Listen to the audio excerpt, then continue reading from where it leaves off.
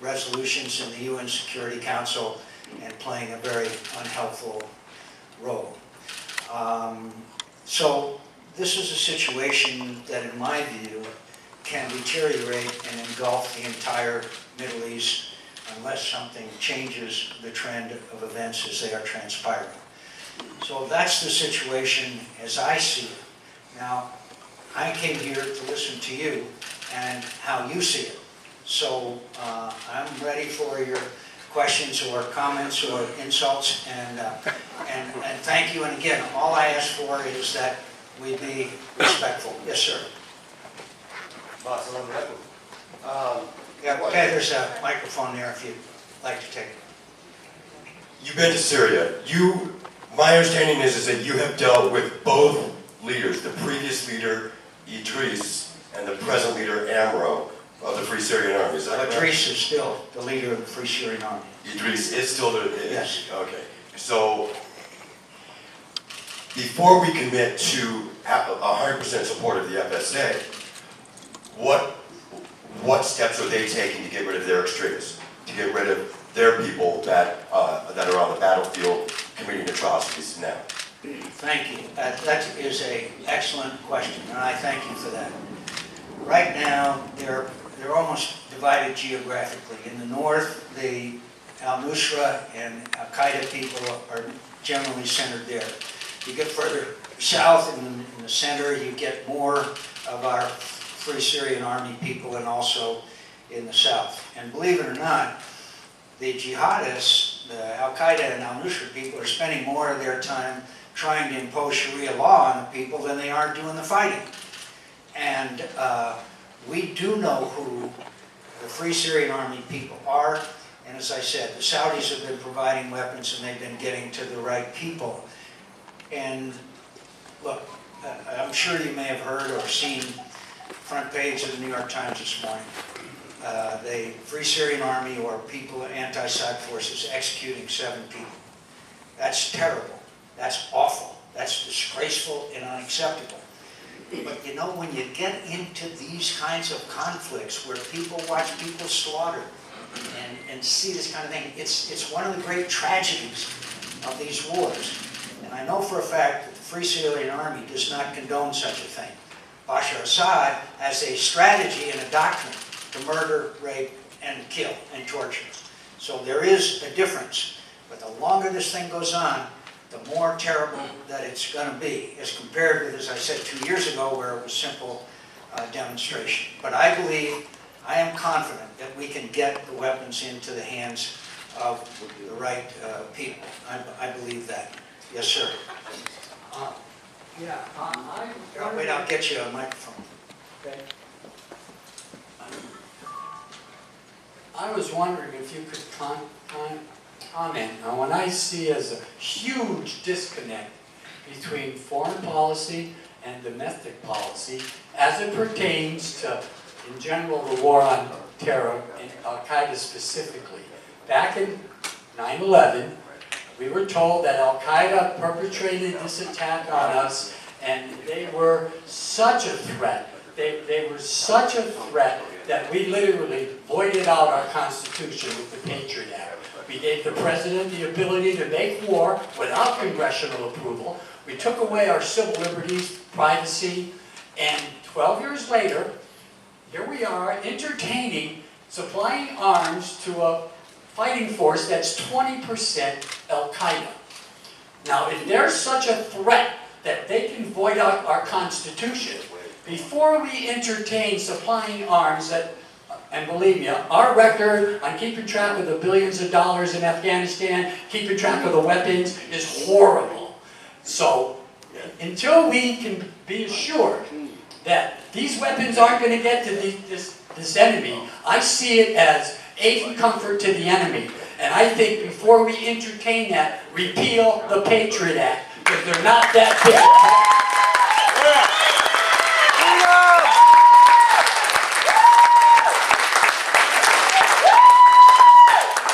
Very eloquent, very eloquent, and very persuasive. First of all, 20% of them, I think it's less than that, but whether it's 20 or 15 or 25, They are not part of the Free Syrian Army. They are separate. But I think your point is well made about privacy. And this is the subject for a whole nother town hall meeting. But when we, after 9/11, after America was attacked, obviously we wanted to do everything we could to make sure it never happened again. And I would argue that some of the measures, many of the measures we took, prevented another serious attack on the United States of America. So I think that that is something we should all be proud of. But I think that you just struck a nerve, which I hear a lot from my constituents, at how far do you go when we're talking about invasion of people's privacy? And who do we listen to? Who do we pay? Who do we tap? Who do we follow on the internet, and why? And there has got some young people, and you're not so young, but a lot of young people view this guy Snowden as a hero. Jason. Hero. But my friends, I don't agree with that. I don't agree with that. But the shame of all this is that some of this information that should have been, and by the way, I'll blame Congress for some of our failure to oversight, but some of this information should have been made available to the American people without it having to come through Mr. Snowden. I believe he violated an oath if he promised to not reveal the information that he had access to, so I'm not a fan of Mr. Snowden. And of course he went to that land of transparency and human rights, Russia. But your point, sir, and I'll be glad to hear your quick response, your point is well made.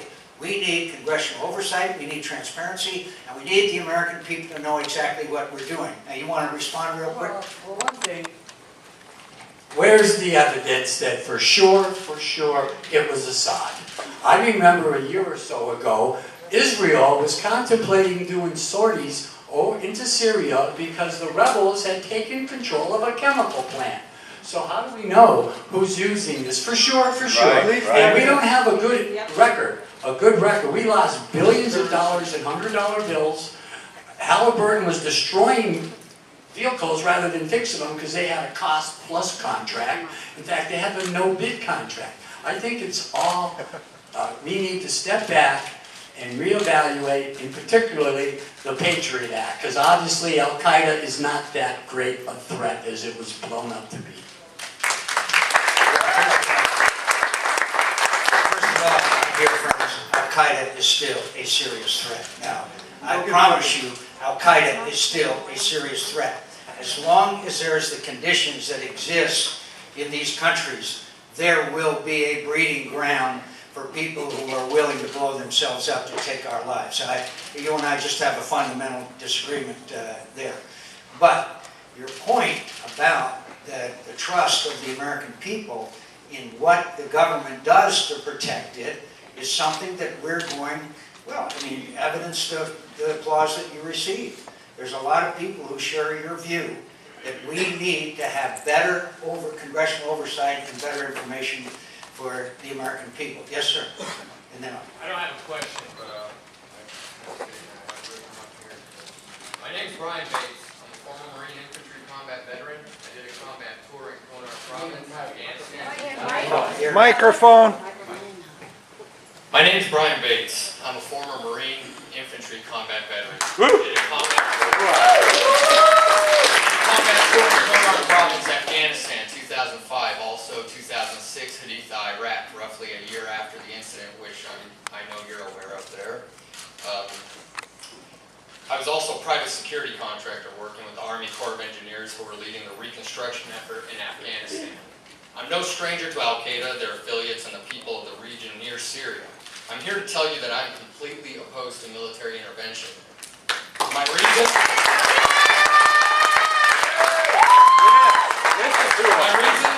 I do not believe we can differentiate between the good and the bad guys. I have lived amongst the people in that region. I have sat and ate dinner with many people and have been in many houses over there. And I can tell you that although there are many good people in the region, the cultural, religious, and ideological differences from us Americans are too great for us to understand the relationships between the rebels and extremists. We need to stay out of there. Yeah. I'm saddened by recent atrocities brothers and sisters killed for people who will quickly change sides and denounce America as soon as they get the help they want. Yep. I still have many brothers currently serving, and I can speak for the majority of them. They oppose any action in Syria as well. You, sir, do not represent me or my people.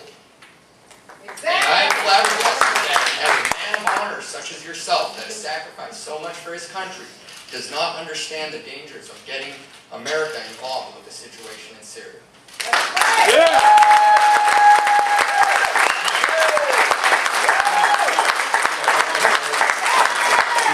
Well, before you leave, sir, Nailed it.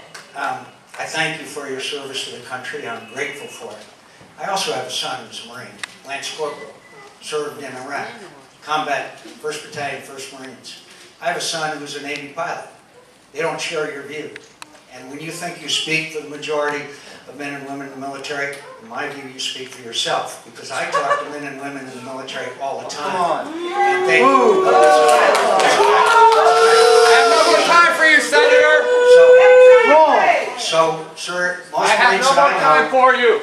Most Thank you, Marines... Brian! Thank you for your service. Thank you, Brian! I said... You're a hero!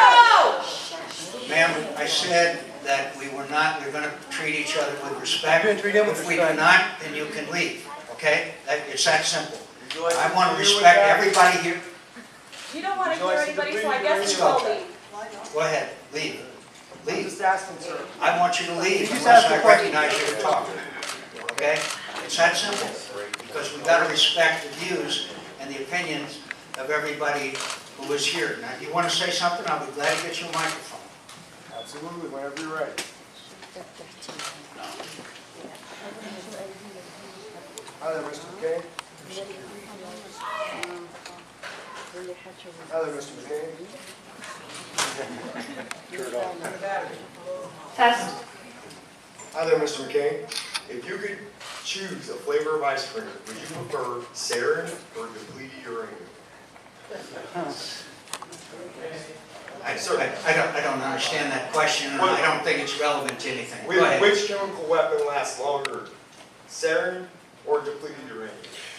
Sir, weapons of mass destruction have been viewed as, by convention after convention, as out beyond the pale of international behavior. And America's used them.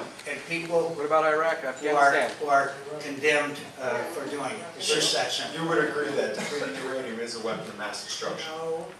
It depends on how it is used, sir. Come on, let's have a conversation. In what way, may I ask, is depleted uranium safe for biological It consumption? depends on how the uranium is used, sir. Please, let's In the get form on of something. bullets or nuclear bombs? Sir, I'm sorry, but there's a subject Is conversation. Fukushima safe, sir? I think there's problems in Fukushima. Is the ocean boiling out there? Sir, I'm here to listen to your views. Go You sit ahead. on the board of directors of General Electric. Are you in some way affiliated with General Electric? I understand they operate entirely tax-free. Do you in fact receive the taxes maybe they should have been paying, or? Sir, you are wasting our time. I have No, nothing to do actually, with sir, your General time. Electric is wasting our future. I don't Our have entire anything- planet's future. I don't have anything to do with General 600 Electric. tons of depleted uranium says that we're Give her all back. going Give to her back get the bone mic. cancer and die. Give her back the microphone. Don't let them lie to you folks. I have nothing to do with General Electric, They're sir. starting more. Maybe you can, yes, ma'am. In fact, the ocean is boiling. I'm from Syria, and we are asking you to help us. We need you. There is a people dying every minute. There is a children being slaughtered. Please help. Don't think about it too much. You're doing the right things. Believe We it. need to think. We are people in Syria need you. We need you. I beg you. Like they're waiting. You're wasting your time and their time. Every minute people dying there. Yeah. Don't give them time to hide. Don't give them time to run. Kill them. They're killing us. They're killing those people. They're different. Syria is different than any country. They are innocent. There is no feeding to those extremists. Believe it, we don't feed them. We don't want them in Syria. As soon as it's done, we're gonna fight. We don't want them to leave. We don't want them with us. We are peaceful people. We're really peaceful. Syrian, if you just meet any Syrian people, they're gonna treat you They put you on their heads. They feed you if you are hungry. They give you shelter if you we eat you. Their people are starting their girls being raped. Do you understand that in front of her family? What are we waiting? You're doing the right thing. Believe me, you're doing the right thing this time. I hate war. I'm against any war. But this is different. Oh, yeah. You're gonna be standing by the innocent. This time, you're doing the right things. I assure you, please don't think twice.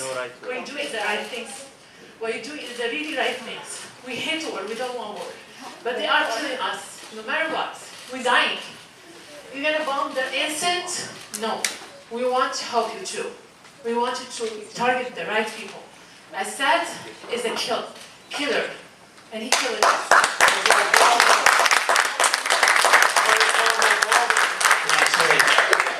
Thank you. I know no matter how people here feel about this particular issue, that all our hearts go out to your family, your friends, those who have been slaughtered in this terrible tragedy. I hope you know that. The American people are in the middle of a great debate on this issue, but I think every one of us feel great sympathy for what has happened. Last town hall meeting up in Phoenix, there was a young woman there. 100 members of her family have been massacred by Bashar al-Assad. I met a group of women in a refugee camp in Jordan who were gang raped.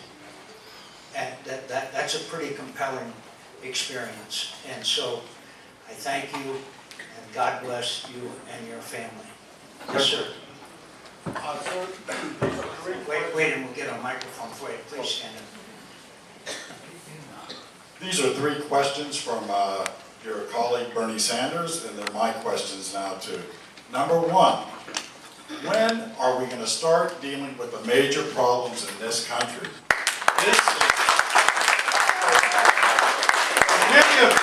many of us, this is the politics of distraction. This is 10 years now. We are war-weary. You talked about Iraq. We went into Iraq. Iraq is as big a mess now as it was back then. Yes, so sir. we obviously did not fix that one. So that's number 1. Could I answer that one first, Sure. and we'll go to number 2 very quickly? There's no doubt that the economy is an issue that is transcendent to all. And we're in the longest, deepest recession since the Great Depression. And it especially hurt Arizona because of its impact on our housing market. So I understand your priority. If I thought that the conflict was going to be confined to Syria, I would feel somewhat differently than I do. This is spreading. Nuclear weapons are spreading. Iran is building nuclear weapons as we speak. North Korea has nuclear weapons. They watch us do nothing, I guarantee you they will be encouraged. And if the entire Middle East is engulfed in this conflict, you're going to see the price of oil go up to astronomical amounts. So there is a threat to America's national security on this issue. Now, we may disagree, but that's my response to your first question. Now, give me your second question. Senator Sanders' second question is, there is no guarantee that this is going to have any positive effect. In fact, it could just make it worse, as we have done in Iraq. You know, you mentioned how, for instance, Saudi Arabia is helping us, as if that is a reliable outlet. Right. Many people, myself included, see it as the most reactionary regime in that whole region. And there are threats. When are we going to start supporting real democracies? When are we going to start to support real peace and not war? Let's make peace, not war. That's a wonderful sentiment, and I think all of us share it. But I think that if you look at the situation as it exists today, we have a plane load of arms and weapons coming in every day from Russia. A plane load of arms coming in every day for Bashar al-Assad, from Iran every day. There's 4,000 Hezbollah, the most extreme Muslims that there are from Lebanon, that are now fighting on the side of Bashar al-Assad. We have the Iranian Revolutionary Guard on the side of Bashar al-Assad. We have hundreds of those people. My friend, it is not a fair fight, and that's the problem. It is not a fair fight. So if you want I am not calling for American engagement or a single boot on the ground. I am saying that throughout our history, we have helped people who are struggling for freedom, and this is another case of that. Go ahead. Sir, Go ahead with your third question. we have a war by proxy in that No, country it's right not a now. war by proxy, it's a And war the by Saudi proxy by the Arabians- Iranians. The Saudi Arabians No, it's the are pumping Iranians. arms into that Yes. country along with the other Gulf states, and many of those have gotten into the arms of Al-Qaeda. So, I They have mean, there not. is problems The on arms both have not sides. gone into the arms of Al-Qaeda, but go Okay, ahead. the third point, sir, that Go Bernie ahead. Sanders make, and maybe the most important, is that increasingly around the world, we are seen as a reckless, lawless nation, bent on empire, not on the rule of law.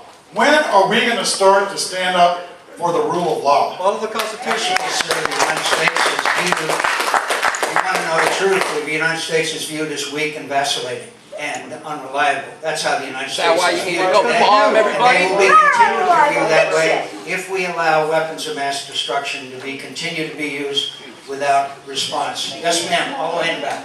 Yes, and then I'll go up here. Yes, ma'am. Go ahead. Wait until we get a microphone. We had boots on the ground in Benghazi, and look what happened there. Yeah. The response was, what does it matter how they died? And there has been no response to that, and I think there is a correlation. If a plane was shot down in Syria, how do we know that our leader would go and get those people? First We of all- didn't get those people in There will be no- Benghazi. First of all, there would be no plane that would fly within the envelope of being shot down. No plane will fly that way, and you know, you can say no, but it's a fact. Everybody's entitled to their opinion, only one of us entitled to We our don't facts. trust you, sir. So the second point is, I don't think there's anybody besides Lindsey Graham that has fought harder on this Benghazi issue than I have. That we have worked, I knew Chris Stevens. I knew him well. He was a great man. And we have done every possible thing that we can to track down those people that were responsible for his murder and those who need to be accountable in the State Department and other parts of government and those who made up the talking points. I promise you, Lindsey Graham and I will never quit. And someday, we will get to the bottom of what happened in Benghazi, and we will hold those people responsible. And I'll hold my record of that up against anybody in the United States of America, much less the United States Congress. Can I go here? Yes, ma'am. Yes, ma'am. Senator McCain, I'm grateful that you came to talk, as you said, with us, but I'd rather if you would just for a while listen to us, because you are our representatives. That's what I'm doing. And the fact of the matter is, in all the polls that I've been privy to listening to, whether they were perfect polls or imperfect polls, it would seem to me that the account is that the overwhelming majority, 90-something% of the people, don't want to go to war.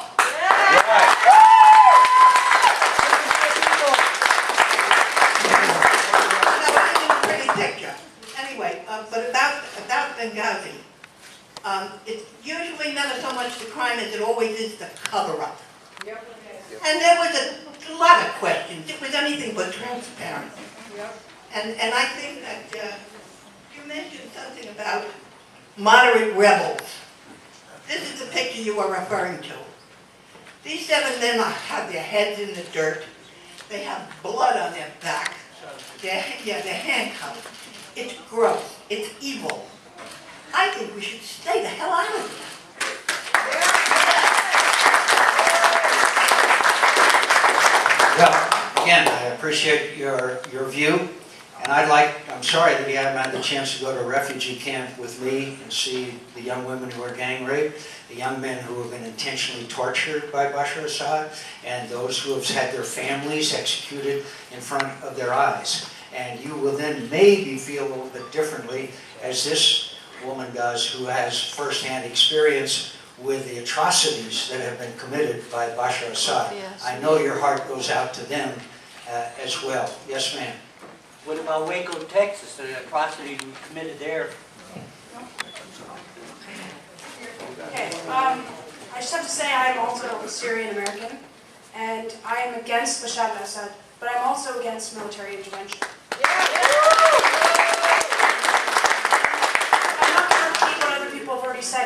been very compelling and they're the exact arguments that I have. But what I want to say is to my fellow Syrian people, I want to say, to quote JFK, in the past, those who foolishly sought power by riding the back of the tiger ended up inside.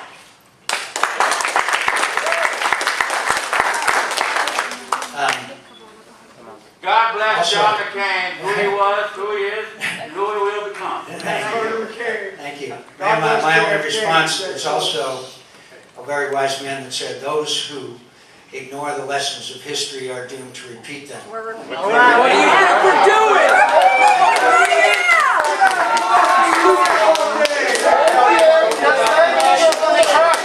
Listen to your own words. About 3 times and you're out, okay? Got it? I'm sorry. Okay, no problem.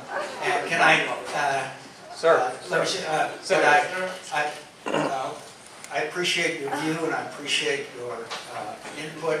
I just want to say again that there will not be a single American boot on the ground under any circumstances. Who do you represent? It's just a fact. And second of all, Who do you work I for? believe that if we Probably continue on Monsanto. this path, that it will have serious consequences and the region will be engulfed in war. And third of all, I think it's pretty obvious that we need the President of the United States to go to the Oval Office and talk directly to the American people and tell them why we need to do this. I'd Tell love us. to do it. You might remember. Ask us. This is I the tried. democracy. He doesn't need to tell us anything. This is our fucking country, not yours. I love John McCain. You're out, pal. You're supposed to One, represent out. Go ahead and remove me. Out. Let him try it. You'll be the one in jail. A lot of people back I'm speaking my First Amendment rights, sir. Quiet and wait No, sir, we're not exercising your First Amendment rights. What you're doing is you're preventing others from exercising their rights. Really? And disrespecting them. Senator, That's sure. wrong, and you're wrong for doing that. Senator? So I give everybody a chance to speak here. Sure. And you have to yell. Senator. Yes, ma'am. Go ahead. Thank you. Yeah, this is a compelling picture. Go ahead, ma'am. Hi, thanks for coming today. If I thought that we could use missile attacks and take out the ability of the president of Syria to do harm, I would say, let's go tonight. But you know, if we do this, we will kill innocent people.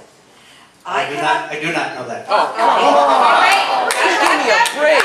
I'm talking. I used to substitute teach, nothing fancy.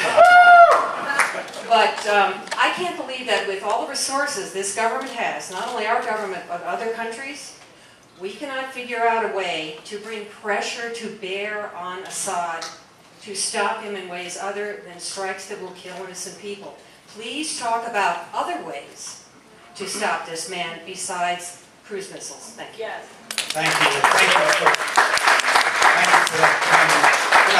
What I mentioned, for 2 years now, we've tried to get a resolution through the United Nations Security Council. It's been vetoed by Russia and China. We've gone to other international organizations and gotten no real response from them. And in over 2 years, this has gone from what was basically an uprising of the people to now a regional and serious conflict. And if you know of or hear of any other additional pressures, I would be more than happy to try to exert those. And I think you're exactly right. We should exhaust every effort we can. But I can assure you, as long as Russia and China continue to veto resolutions in the UN is not going to be the place where we can bring those pressures to bear. But your sentiment is I think, right on. Yes, sir. Thank you, Senator McCain, and thanks to everyone who's here. Thank you for the veterans who are also in the room. But as we're talking about Syria, I start to think about all the families and the individuals who are really affected. So I just ask that you join myself, and also that the rest of the room also joins us in prayer for the innocent families who are being affected by the wars on both ends, whether it's good, whether it's bad.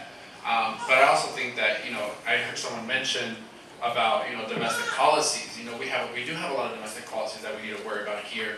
And the young lady in the front, the green, also mentioned about polling, and I'm thinking about, what are some top domestic issues? Budget is one. Immigration reform is another. And we saw poll after poll that up to 90% of Americans know that something needs to get done with our immigration reform. So I asked, what do we need to do to make sure that, at least, for the Arizona delegation, how do we move our 4 congressional delegates who are dragging their feet on dealing with this domestic issue? Because domestic issues are important, and so are foreign relations.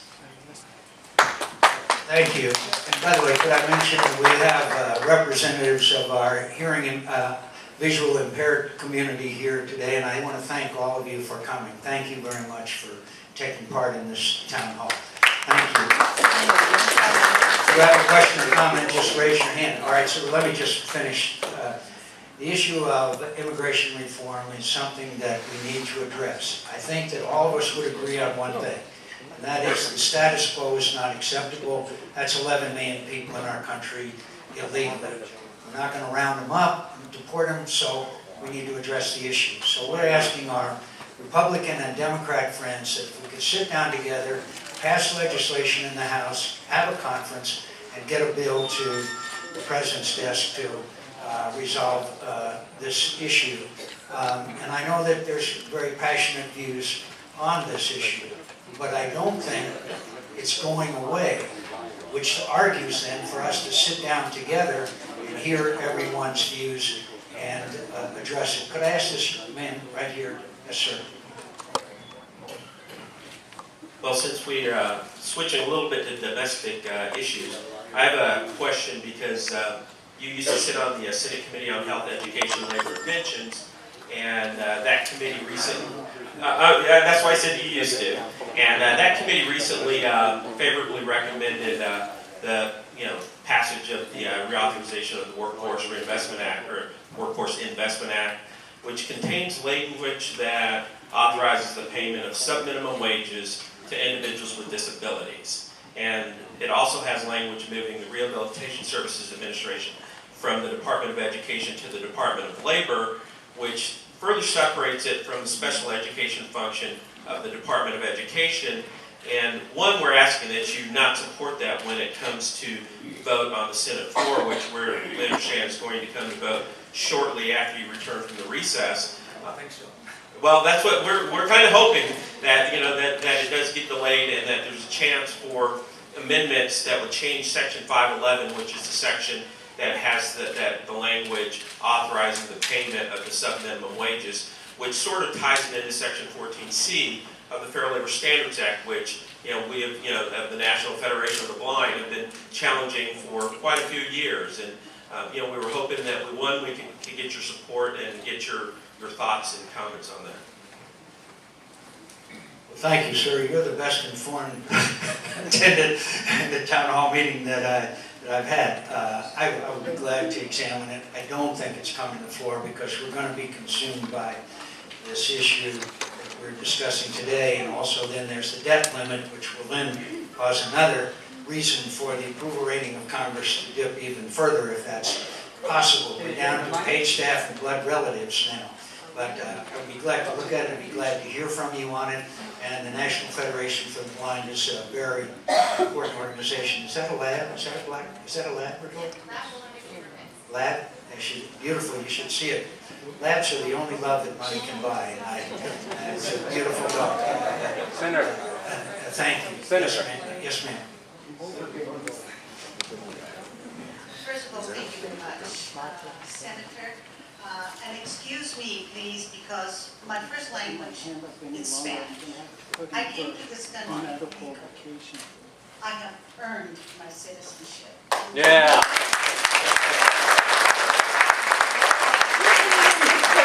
Something that I treasure. I am not a Hispanic American. I am an American when I took that oath. Yeah. Yeah. I've been married for a long, long time. My husband a fighter pilot, a 10 pilot. I know what is in the military, that who goes first. Now, going and getting into another war is unacceptable. Exactly. We can't fight wars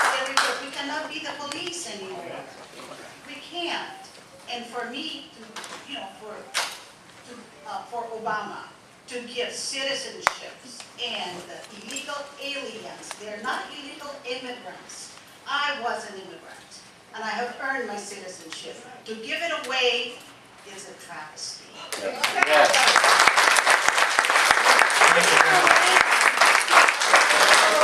I hope that I could get the information concerning this proposed legislation.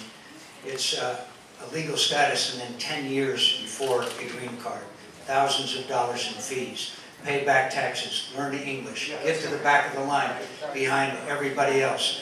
Those are very tough provisions in this legislation. So, again, I want to be able to get out. Please don't secure the border. if you have a better idea of how to address the 11 million people who are in this country legally, I would be more than happy. I think I have the best idea. Create a stimulus You package. haven't given me an answer. Thank you very much. Senator, create a Yes, sir. stimulus package and give $2,000 reward for turning in illegal immigrants. Yes, my name is Tarif Jabber. I'm originally from Syria. I came to this country in 1980. And I see a lot of dialogue here, and I can tell you that this is something people in Syria don't enjoy. There's a dialogue between Senator McCain and the people. And that's something we here take for granted. If you do this in Syria, you'll be shocked, you'll be executed. One thing I want to tell you, I came from outside. I came in 1980. I worked hard. I have 2 kids going to the University of Arizona. We value our freedom. I know it. You guys take it for granted. When I mean you guys, I mean the people who are born here don't understand this freedom. And going to war, I'm against war. However, we got to remember what happened when you get a tyrant, non-stoppable.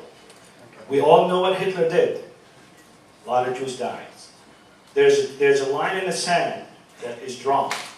And that is when you see a tyrant going beyond. The freedom that we are enjoying has a price. Let's not be mistaken about it. There's a price for it. Again, I'm against war. We're not talking about war. We're talking about a dictator who displaced 7 million, a third of the country. Imagine you have 130 million people in the United States have no home. Just imagine that for a second. All it takes is one or two.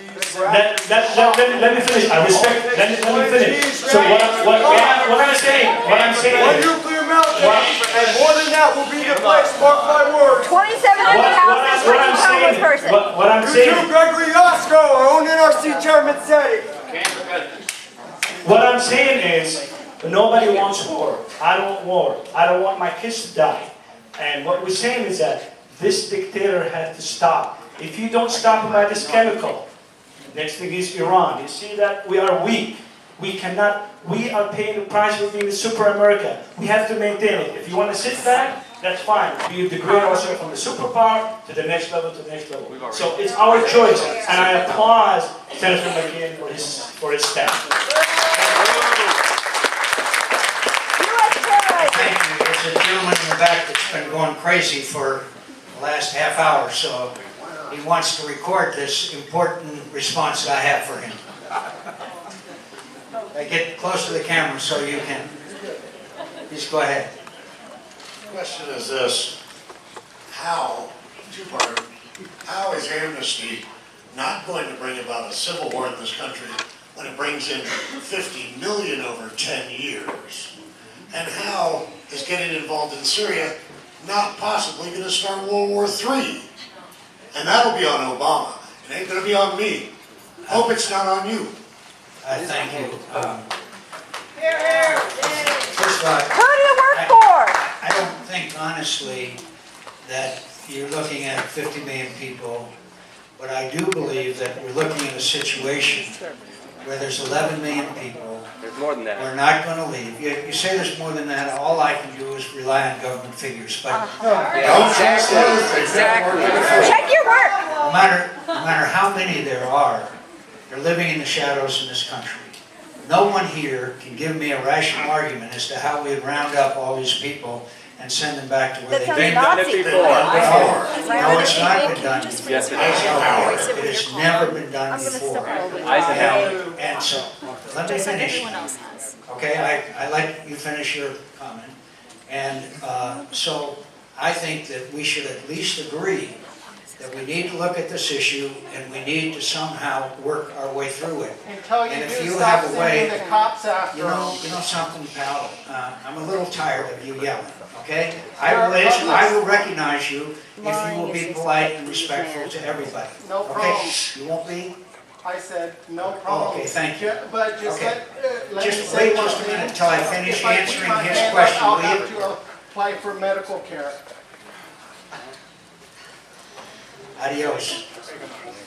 What? So, The follow-up is basically. adios. So, and I don't believe it's World War III, but I believe that World War II You do know began U.S. when- Supreme Court decision, Texas versus Hill, says that you cannot take away the freedom of speech of someone. I believe that World War II began Well, maybe- because we ignored people like Hitler and Mussolini and the Japanese and others who were committing unspeakable atrocities while we turned our heads. And then we ended up with 6 million Jews being incinerated with the same kinds of gas that is now being sprayed on to innocent Syrian people. And anybody who saw those pictures, and I know you did, of those children stacked up, those dead bodies, my friends, you have got to be moved by this. Now, you may be against American involvement, but you can't help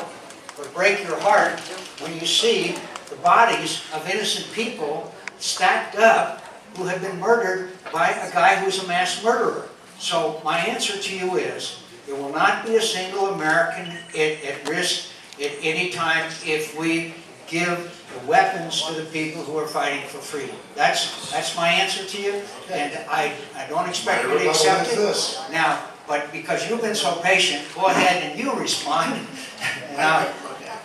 You and I both come from long military lines. Right. I say this, if we're gonna fight a war, we fight to win. That means total warfare, not this baby steps, because that drags you in and makes you look weak. If you're gonna do it, you do it like a grizzly bear, period, or you don't do it. We've been playing this game since after World War II, and too many people in my family are buried in Culpeper. Too many in my family are buried in Arlington. So if you're gonna do it, you do it right, and smack some people around the Senate, whatever. You either go or you don't. I prefer don't. I thank you, my friend, and I want to thank you for your family service to the country, and I thank you for yours. Yes, ma'am.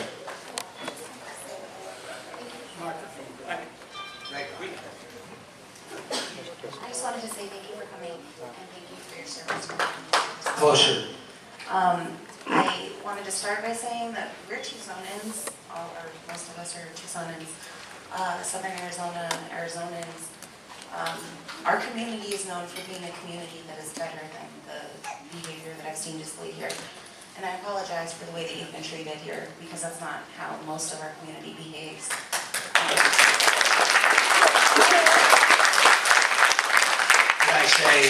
But I say, as long as we're respectful, I certainly can take the arrows, because that's what it's supposed to be all about. It's open and honest exchange, and I respect it, and I think that's what it's all about. And I appreciate it, I really do. Go ahead. If there's any way to switch the topic, I support Syria. I think you guys are beautiful. Speak up. I'm sorry. Is there anything being done to protect medical marijuana card holders from the U.S.? That's my question. I didn't hear it. I'm sorry. Is there anything being done to protect medical marijuana users from the U.S.?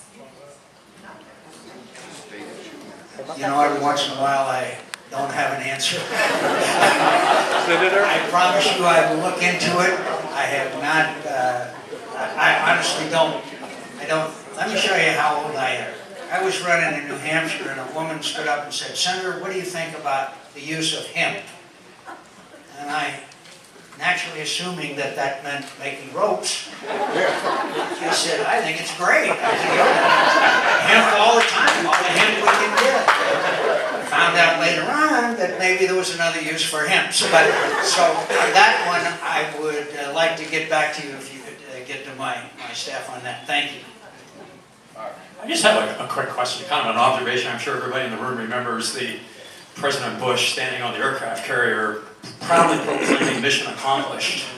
And then 8 years later, we're still there doing the same thing. So my question would be, what's the strategic looking forward beyond the first strike? If Assad uses chemical weapons again, what are we going to do to respond? And beyond that, 6 months, 12 months from now. No boots on the ground today, but possibly down the road. So I think that's a question that many people all over our state are asking. And I think the answer is that if we supply those Free Syrian Army people that we trust, not the extremists who, by the way, are flowing in every day, then we can change the battlefield equation, and then negotiations would begin for the departure of Bashar al-Assad. If he is still winning, then obviously he is not going to depart. So the ultimate goal is not sending in any American troops. In fact, if you send in Americans, I think it would have the opposite effect. I think it would be just harmful to everything. But if you give these people, look, some of them have AK-47s. AK-47s don't do very well against tanks. And so we need to give them the kind of equipment that they need, in my view. And I want to promise all of you, and I understand how cynical you should be and are, because of what happened in Iraq. You just pointed out. And we were told, you all were told there was weapons of mass destruction, and there wasn't. And so the cynicism is understandable, and I accept that. I accept that. But I believe that if we do nothing, then the consequences are of great seriousness. But I promise you, I will lie down on the floor of the Senate before I would approve of any of our members of our service fighting in Syria. I promise you that. So thank you for the very prescient question. Could I go to you, sir? Like you, sir, I was a Navy pilot in Vietnam. Probably And better than me. oh, I did get back without having to be put in prison. But anyway, I was reluctantly required to use chemical weapons over there. Napalm and the rockets we had there. I think some of us can remember that village was napalm and a little girl running away with her clothes burned off of her body. That's chemical weapons attack. So we're not pure. Also, I'm not for dictatorships, but I am for honesty in government. And as far as a chemical weapons attack, the only question that's asked is who stood to gain by this chemical weapons attack? It wasn't Syria. They were winning the war. It was the rebels or the United States that supported them. So I think we should wait for the United Nations to come back with their report on that.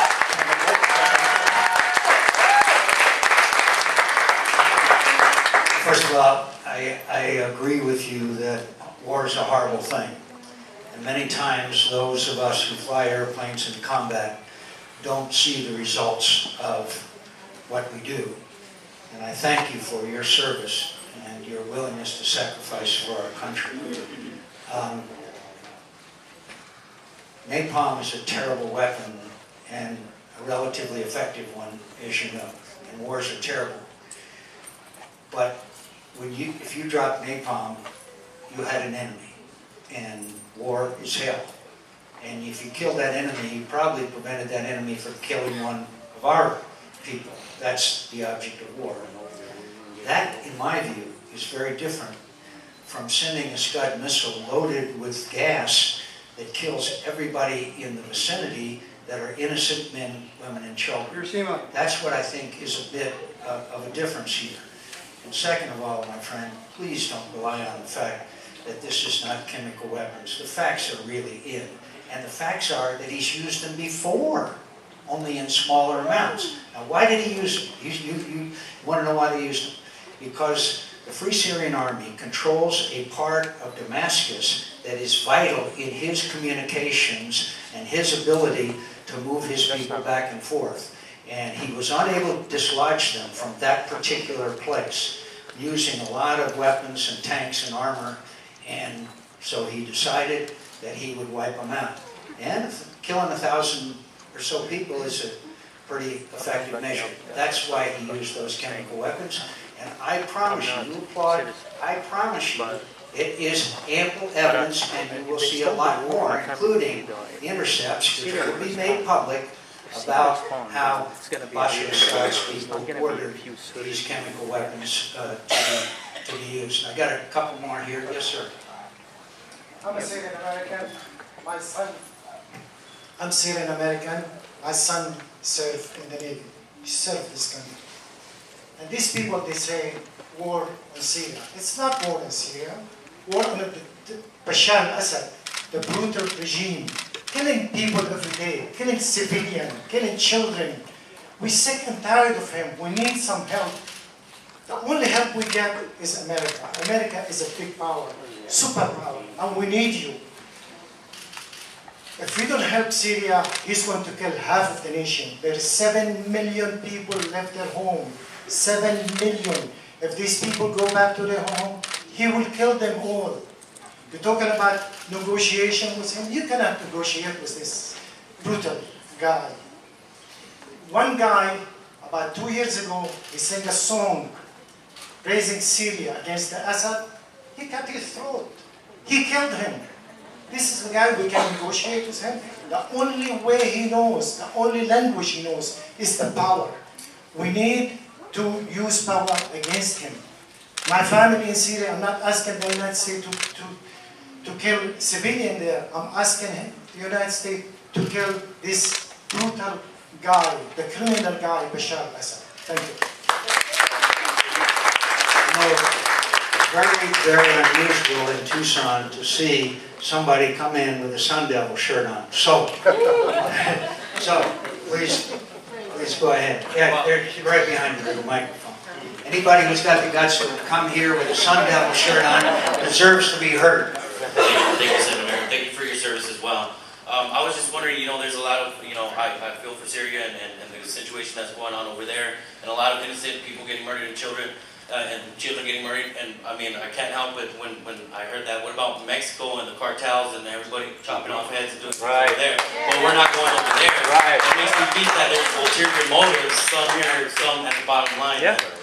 There's other political agendas here. So I just had to. No, I think that's an excellent question, and I'd like to quickly respond because we're running way out of time. But let me just say, what's going on in Mexico, in my view, to some degree, is our responsibility. Because why?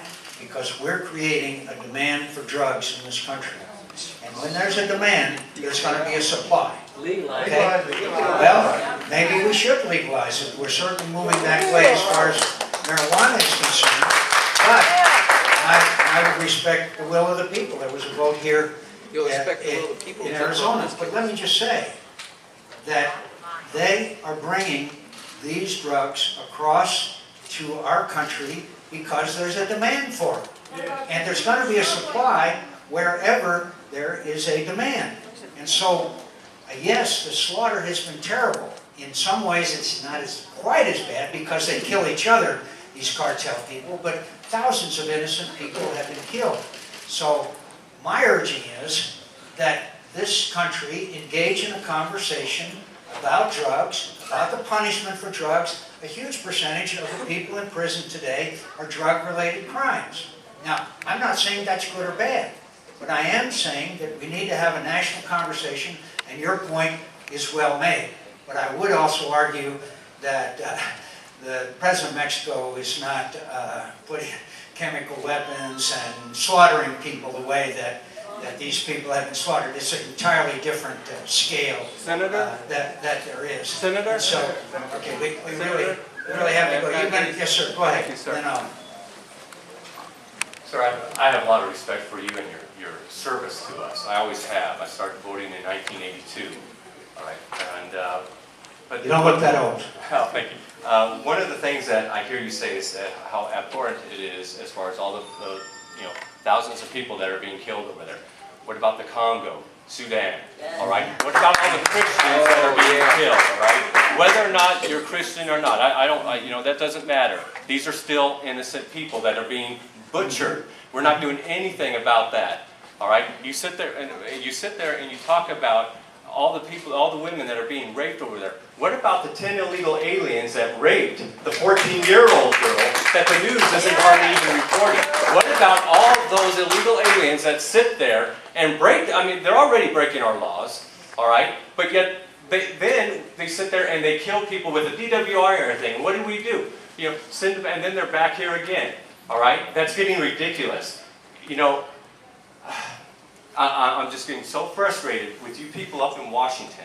Yeah. All right? Yeah. You're not listening to us. You work for us. That's right. All right? This is for the people, by the people. All right? You sit there and you talk about, and like I said, I cannot imagine what you went through. All right? Not even. And I have so much praise for you for that. But you've lost my respect when it comes with dealing with Mexico and our border. In '86, we had laws put down. All right? But what is it? You know, and Schumer, to me, I'm going to say, like, he's a shyster. All right? He's a shyster. All right? In '86, we had laws put down to secure the border. And what do you guys do with it? Oh, we'll let this one go. We'll let this one go. And now look at where we're at. Okay? You talk about Snowden sitting there and what he has done. Sir, you took an oath, too, to uphold the Constitution. You're not upholding the Constitution. I want to know one final thing, sir. All right? Like I said, so much respect for you as that young man in the Hanoi Hilton there. All right? I want to know what happened to that young man that stood on those principles back then. That said, I will not leave before my time is due. All right? Because what I see going on in Washington is totally disrespectful from our Constitution.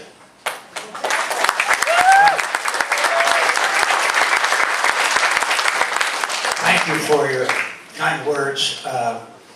In the Congo and some of the other African countries where a lot of the killing is going on, there is a significant international effort to try to bring these things to a halt. But you don't hear anything about I let you talk, okay? Okay. All right. I'm just saying. I know, but I let you talk. Now you should let me Yes, talk. sir. That's fairly fair. Okay, thanks. So that there are horrendous things going on. I think one of the great regrets that many of us have is that when the slaughter went on in Rwanda, that we didn't intervene. But I'm still not exactly sure how we could have intervened there. So you do have a very valid point. A lot of bad things are going on in the world.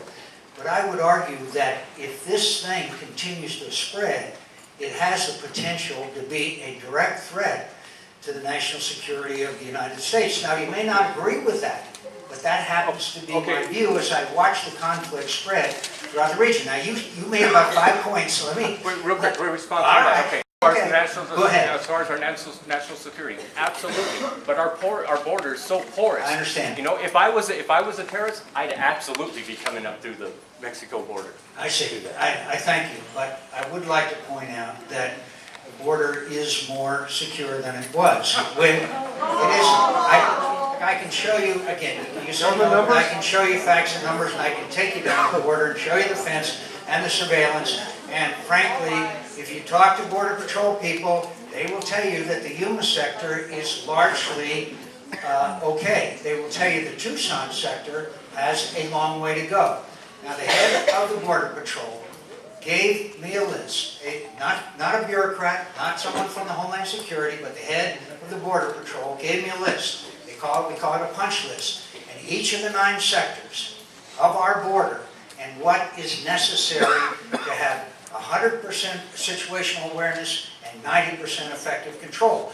Now, that entails sensors, it entails drones, it includes radars, it includes a thing called a Vader radar, which not only surveils people as they try to cross, but it tracks them back to where they came from. And I'd be glad to get you that list, and it's a cost of about $46 billion. We are spending $18 billion a year on border security today. Now, in 1986, that you referred to, we had 4,000 Border Patrol. Today, we have 20,000 Border Patrol. You can't say that there hasn't been any improvement and know anything about what an additional 16,000 people will do. Now, is the border secure? No. Can we make it secure? Yes. If we employ this list that the head of the Border Patrol gave us for all 9 sectors. I promise you that if we pass this legislation, if after 5 years we don't have that parameters that I told you about, there's going to be another $2 billion spent, and we will have the governor of Arizona and people from various border states as to how we need to spend the additional $2 billion. So I want to assure you that this thing has 700 miles of additional fence. It has a doubling, 20,000 more border patrol in it, and I'll be glad to get you the information. And when I think you see it, I think you'll be convinced that it is very, very, I think, a way to get to 90% effective control over our border. And finally, I just want to just come back 1 second. If there's a demand for drugs, these sophisticated drug cartels may find ways to get those drugs across our border if there's a big enough demand. I was in Colombia, in the country of Colombia. They showed me a submarine that travels beneath the water taking drugs up. And I said, hey, how much does this cost? He said, they got engineers after that. It cost them $5 million. I said, $5 million? The guy said, they made $15 million in one run. So, my friend, we have to address the issue of drugs as well if we truly want to be able to secure our border. I thank you for your passion, and I thank you for your early admiration. Well, how could you not be, as far as what you went through? I mean, thanks very much. Yes, sir. You said you wanted a solution to the problem I have. Yes, sir. You segued into the second major portion of your talk, or of the presentation today.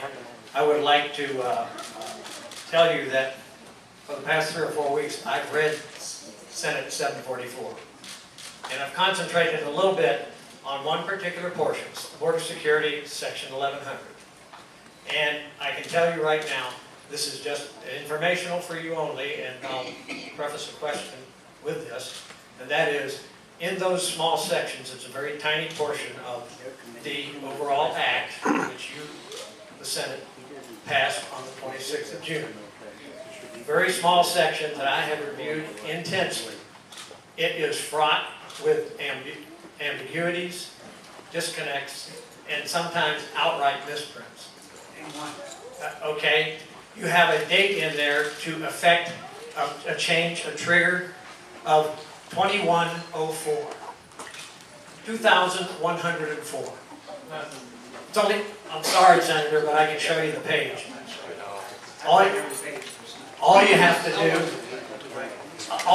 to do is go to text S744, and you can read right down through all of it. And I've taken, and I hope that you will. My question is, will you be scrubbing this in earnest between now and the time that you take the next step of the legislative process, which is to pass it on to the House? If I had known you'd been here today, I wouldn't have posted a letter to you yesterday on this very same subject. I have 3 full pages just on the first 7 segments of Section 1100, Border Security, and it's fraught with problems. Okay. Could I just say, first of all, thank you for your interest. Thank you for the incredible work that you've done. I would like to make sure my person gets your name so that I can directly read what you've sent me, and obviously you've done a great deal of work on it. I read the bill too, and I disagree, but I am more than eager to examine the aspects of it that you are pointing out. And thank you for your interest and involvement in the issue. I'm very grateful. Available online. I want to say that there should give you the card and make sure you get. Oh, you got that. Okay.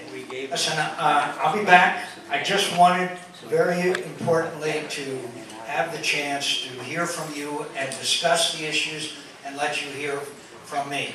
I understand that a significant number of our fellow citizens are opposed to any involvement in Syria. I understand that.